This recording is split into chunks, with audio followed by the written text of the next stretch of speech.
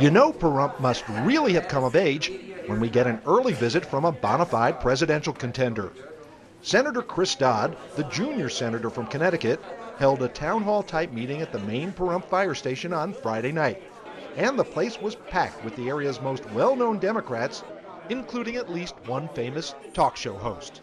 Nye Party Chairman Loyal Watkins held court, and County Commissioner candidate Jan Bears was on hand, while Pahrump Town Board Chairman Lorraine Murray looked her usual glowing self. The firehouse conference room was almost full of party faithful, and even an occasional Republican.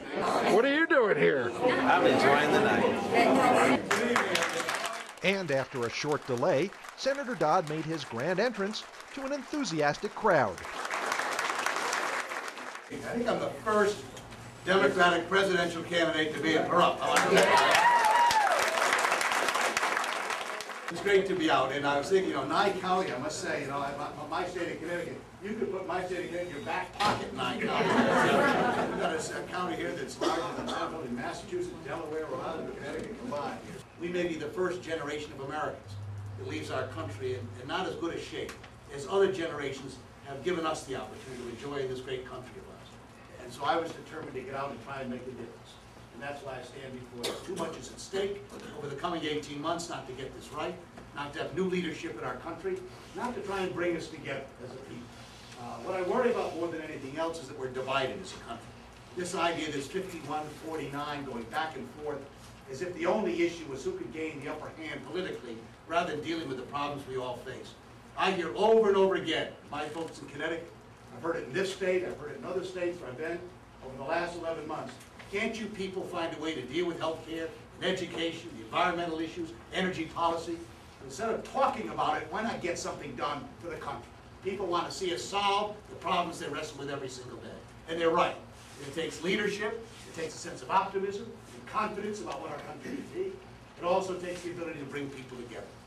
And that's what I think is we're looking for experience. How do you do this? Experience that counts.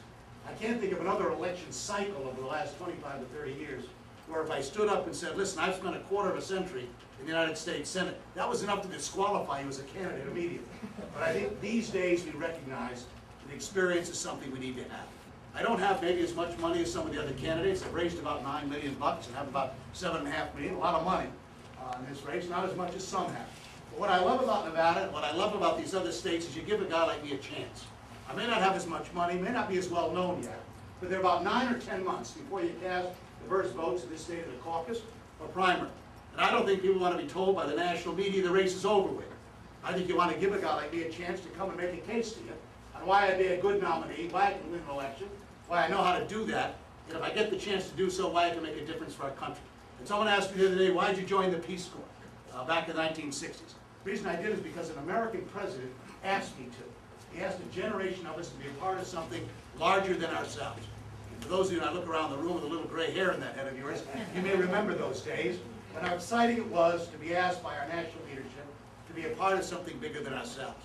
Someone often served in the military, someone in the Peace Corps in Vista, went to work in veterans hospitals, went to work in the Justice Department, went to work in the Civil Rights Movement.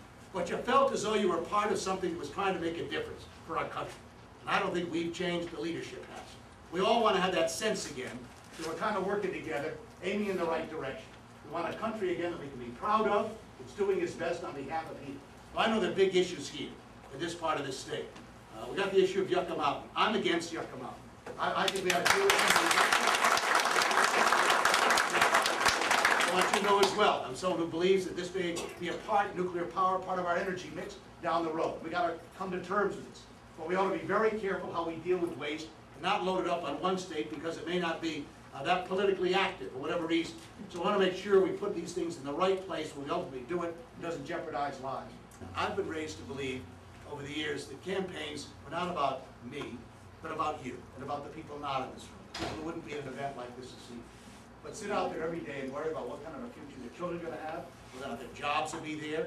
If they get sick, what happens to them? They lose everything. Are they going to get the kind of protection and retirement that they've counted on over the years? And they want to know whether those of us standing before you understand what's going on. Not so much you're listening to me, but am I listening to you? After fielding about a dozen questions from the crowd, Senator Dodd gave the media a chance to talk to him in private one-on-one. And we did, up close and personal. Now, the Democrats have a fantastic stable of candidates. What differentiates you from the other Democratic candidates? Well, I don't get into this comparative stuff. I was warned by my mother years ago that comparisons were odious. I think is a line she used over and over again. So I'll let people make that decision. Let me tell you about what I think I bring to the table. I think the country, as I've said a million times, is where we understand how much is at stake in the next 18 months. We're desperate for leadership that knows how to bring people together, that is optimistic, has a voice of confidence, that knows what needs to be done in order to get these issues off the table of discussion and moving in the right direction. And for a quarter of a century, that's what I've done as a senator. On issue after issue, I've reached out to Republicans, been able to bring them to a democratic principle. I did it on a children's caucus, I did it on child care, on family medical leave, on election reform, on financial services, on Latin America and foreign policy issues. In fact, I've been involved in every major domestic and foreign policy debate for 25 years. Any other year I mentioned that, a quarter of a century of experience in the Senate would disqualify you. I think after 6 years of on-the-job training with George Bush, we've decided that we want some people to know how to do this. So we're tired of the talk. We want action. We want people to know how to bring people together to see that we get a health care plan, an energy policy, deal with global warming, deal with the issues of retirement security, these very questions that people wrestle with every day, and we want to know that you're listening.